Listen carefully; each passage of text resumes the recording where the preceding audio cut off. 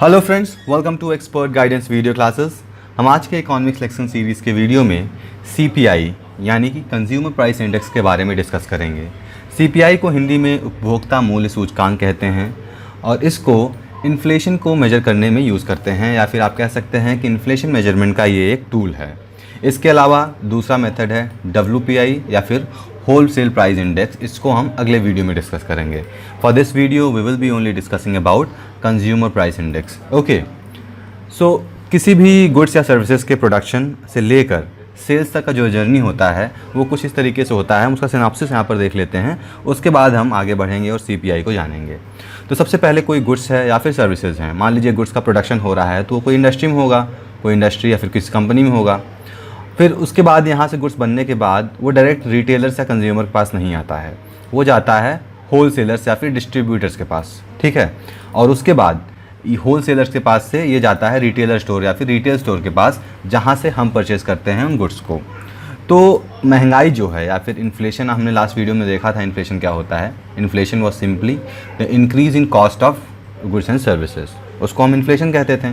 तो जो महंगाई है या फिर इन्फ्लेशन है वो हम दो जगह से मेजर कर सकते हैं। या तो हम यहाँ पर अपने कंज्यूमर एंड से मेजर कर सकते हैं, और दूसरा है होल सेल एंड से मेजर कर सकते हैं। तो कंज्यूमर एंड से मेजर करने का मतलब ये होता है कि जैसे कि आज मैं कुछ सामान खरीद रहा हूँ, कोई भी सामान जो हमारे डेली यूज़ में आता है या फिर वन टाइम यूज़ में आता है, कुछ भी हम प्रोडक्ट्स या फिर सर्विसेज कंज्यूम कर रहे हैं या फिर ले रहे हैं, तो आज से कुछ समय पहले क्या कॉस्ट था उसका और आज से या फिर आज के समय में क्या कॉस्ट है, दोनों के बीच कंपेयर करके हम इन्फ्लेशन कैलकुलेट कर लेते हैं। वही केस है होलसेल के अंदर भी। लेकिन अब कंज्यूमर प्राइस इंडेक्स, और उसी को हम इंडेक्स कह लेते हैं। कंज्यूमर एंड पे रहेगा तो वो कंज्यूमर प्राइस इंडेक्स रहेगा, और होलसेल एंड पे रहेगा तो वो होलसेल प्राइस इंडेक्स रहेगा, ठीक है। अब हम यहाँ पर ये दो एंड से इसलिए कैलकुलेट कर रहे हैं क्योंकि होलसेल में रेट्स अलग होते हैं, कंज्यूमर पे रेट्स अलग होते हैं। जनरली लगभग सभी कंट्रियों में CPI का ही यूज़ होता है इन्फ्लेशन मेजर करने के लिए, क्योंकि महंगाई जो होती है हमें कंज्यूमर एंड से देखना होता है। क्योंकि महंगाई किसके लिए बढ़ रही है? पब्लिक के लिए तो बढ़ रही है, because at the and ultimately public या फिर हम आप ही गुड्स खरीद रहे हैं या सर्विसेज ले रहे हैं। इसलिए जनरली सारी कंट्रीज़ CPI पे ही बेस्ड हैं। पहले इंडिया में WPI यूज़ होता था या फिर होलसेल प्राइस इंडेक्स यूज़ होता था, बट आफ्टर 2013 इंडिया में भी CPI यूज़ होने लगा। Fine, so let's proceed further and see what's definition of CPI says. So its definition says consumer price index or CPI as it's commonly called as index measuring retail information in the economy by collecting the change in prices of most common goods and services. तो जैसा कि मैंने अभी बताया, retail में जो भी goods and services हैं उनमें क्या इन्फ्लेशन आया है किसी भी इकॉनमी में, उसको हम CPI के थ्रू कैलकुलेट कर लेते हैं, ठीक है। और जैसा कि मैं पहले बता भी चुका हूँ कि CPI सबसे मोस्ट फ्रीक्वेंटली या फिर सबसे ज़्यादा यूज़ किया जाने वाला स्टैटिस्टिक्स है किसी भी इन्फ्लेशन या फिर डिफ्लेशन को मेजर करने के लिए। इन्फ्लेशन डिफ्लेशन दोनों कॉन्सेप्ट में बता चुका हूँ। इन्फ्लेशन मतलब महंगाई होता है या फिर increase in rate of goods and services. Deflation वही कम होता है, जो कि जनरली डिफ्लेशन होता नहीं, अक्सर इन्फ्लेशन ही होता है। अब इन्फ्लेशन चार टाइप के हो सकते हैं, या फिर आप कह सकते हैं चार तरीके से कैलकुलेट हो सकता है। एक है CPI फॉर इंडस्ट्रियल वर्कर, दूसरा है CPI फॉर एग्रीकल्चरल लेबर, तीसरा है CPI फॉर रूरल लेबर, और चौथा है CPI for rural urban combined, मतलब कि सबको कंबाइन किया जा सकता है, ठीक है। तो यहाँ पर एक्चुअली क्या होता है, देखिए अलग अलग जगह पे अलग अलग प्राइजेस होते हैं। मान लीजिए कोई भी कुछ गुड्स है, कोई भी सर्विसेज हैं, तो गांव में आप चले जाइए, विलेजेस में चले जाइए, तो विलेजेस में कुछ प्रोडक्ट्स आपको बहुत सस्ते मिल जाएंगे। हम एग्जांपल ले लेते हैं डेयरी प्रोडक्ट्स का। तो डेयरी प्रोडक्ट्स गांव में सस्ते मिलेंगे, वही सिटीज़ में आप रहिए या फिर टाउन्स में रहिए तो वहाँ पर जो डेयरी प्रोडक्ट है वो विलेज के कंपेरिजन में महंगा मिलेगा। इसीलिए हम अर्बन और रूरल के अलग अलग CPI कैलकुलेट करते हैं, फिर दोनों का एवरेज निकाल के कंबाइंड जो होता है वो हमारा फाइनल होता है। ओके, सब एक तीनों को चारों को एक एक करके देख लेते हैं एक्चुअली में होता क्या है ये। तो नाम से ही बहुत ही क्लियर है, आपको बहुत डिटेल में जाने की ज़रूरत नहीं है।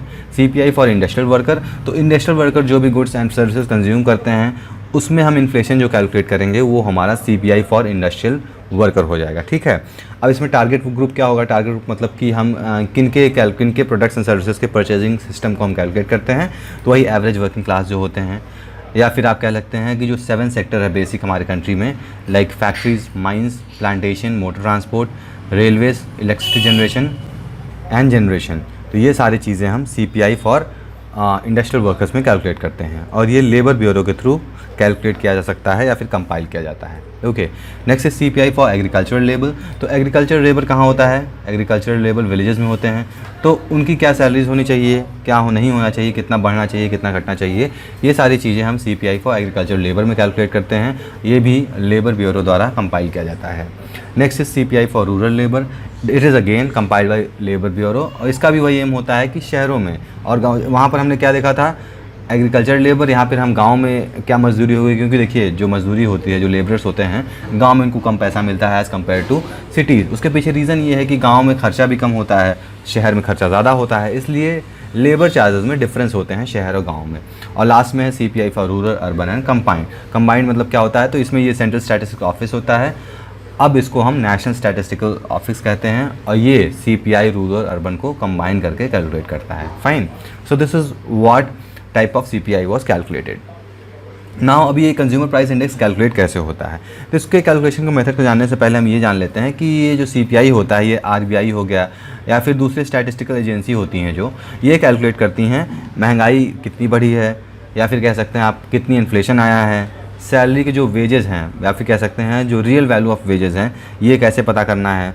फिर सैलरी हो गया, पेंशन हो गया। पेंशन, अब सैलरी वगैरह आप देखते हैं ना, रिवीजन, पे रिवीजन होता है, छठा पे कमीशन, सातवां पे कमीशन, हमेशा आपने सुना होगा ये शब्द। ये वर्ड्स यही होते हैं कि महंगाई के हिसाब से पे रिवीजन होते हैं, चाहे वो सैलरीज में हो चाहे पेंशन में हो, वो CPI के थ्रू ही कैलकुलेट करके उसी के हिसाब से पेमेंट रिवाइज होता है।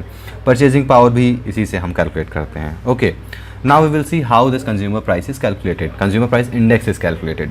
तो ये किसी भी जो कोई भी इंडेक्स होगा, ये एक बेस ईयर से कैलकुलेट होगा, ठीक है। तो इसमें एक बेस ईयर रखा जाता है, क्योंकि हम कभी ना कभी तो कंपेयर करेंगे। इसके डेफिनेशन में हमने देखा कि 2 टाइम पीरियड आर कैलकुलेटेड, या फिर कंपेयर किए जाते हैं, जिसके बेसिस पे हम कैलकुलेट करते हैं इंडेक्स। तो CPI का फॉर्मूला यहाँ पर ये दिया गया है, it is the cost of basket divided by cost of basket in the base year multiply by 100। तो मान लीजिए 2000 अब CPI रिसेंटली आया, तो 2012 का मान लीजिए हमने बेस 100 रख दिया, ठीक है। तो यहाँ पर cost price of basket divided by cost price of basket in base year. तो करेंटली 2020 चल रहा है, तो 2020 में बास्केट प्राइस मान लीजिए 200 रुपये हो गया है। तो सिंपल सा फॉर्मूला है, अभी का जो है हमारा 200 रुपये हो गया, पहले का हमारा 100 था, मल्टीप्लाई बाय 100, यही हमारा CPI इंडेक्स निकल जाएगा। फाइन, अब इसको अगर आप एग्जाम्पल समझना चाहें तो मैं एग्जाम्पल से भी समझा दूंगा। Before that let's see some example. यहाँ पर आप देख सकते हैं, लाइक इंडियाज़ कंज्यूमर प्राइस हम यहाँ पर देख रहे हैं, 2010 का बेस यहाँ पर दिया गया है 100, ठीक है। तो उसके हिसाब से फरवरी 2014 में जो रूरल का ये रहा है 128 रुपीज़ रहा है, या फिर 128 इंडेक्स रहा है, 139 पॉइंट्स रहा है। अर्बन में 125 पॉइंट रहा है, वही कंबाइंड में 127.1 रहा है। तो इसी तरीके से ये सारे इंडेक्सेस कैलकुलेट होते हैं। Okay, now talking about the example how we have to calculate this CPI।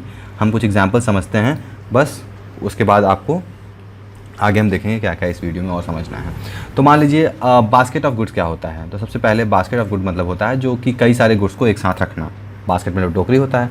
तो बास्केट ऑफ गुड्स में हम अगर एग्जांपल में समझना चाहें, 2-3 गुड्स हम ले लेते हैं। मान लीजिए हमारे मिल्क हो गया, डेली यूज़ होता है।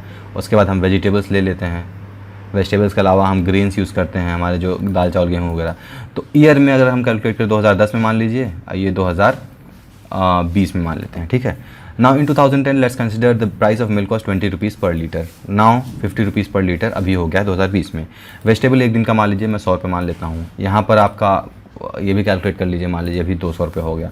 ग्रेन्स आप एक दिन का अगर हम 150 मान रहे हैं, यहाँ पर 250 मान लेते हैं, ठीक है। तो अब यहाँ पर जो डिफरेंस है, पहले तो इसको हम, अब मान लीजिए अगर बहुत सारे क्वांटिटी में मिल्क होता है, मिल्क मान लीजिए कई लोग 100 लीटर अलग अलग कंज्यूम करते हैं ना। मान लीजिए एक एरिया में 100 लीटर कंज्यूम हो रहा है, दूसरे एरिया में 200 लीटर कंज्यूम हो रहा है। Depends upon area to area कितना कैलकुलेट होता है। ओके, सो उसके बाद हम इन तीनों को ऐड कर देंगे, उसका एवरेज निकाल लेंगे, इन तीनों को ऐड करके इसका एवरेज निकाल लेंगे और इसी फॉर्मूले पर रख देंगे तो हमारा CPI निकल जाएगा। And at the and CPI में जो गुड्स यूज़ होते हैं या फिर जो गुड्स काउंट किए जाते हैं वो बहुत ही कॉमन होते हैं जो डेली यूज़ में आने वाले हैं। जैसे कि हमारे फूड एंड बेवरेजेस आ गए। फूड एंड बेवरेजेस सबसे ज़्यादा हम यूज़ करते हैं। पान and tobacco, clothings, housing, fuel and lighting, education and health care, ये सारे के जो कॉस्ट होते हैं इनको हम CPI के बास्केट में रख के कैलकुलेट करते हैं। Okay, so that's all for today's video. I hope आपको CPI समझ में आ गया है। We have discuss how to calculate CPI, what are the consequences of CPI and why CPI is actually measured. If you have any doubts regarding this, you can always ask in the comment box. See you in next video with new concept. Till then, goodbye.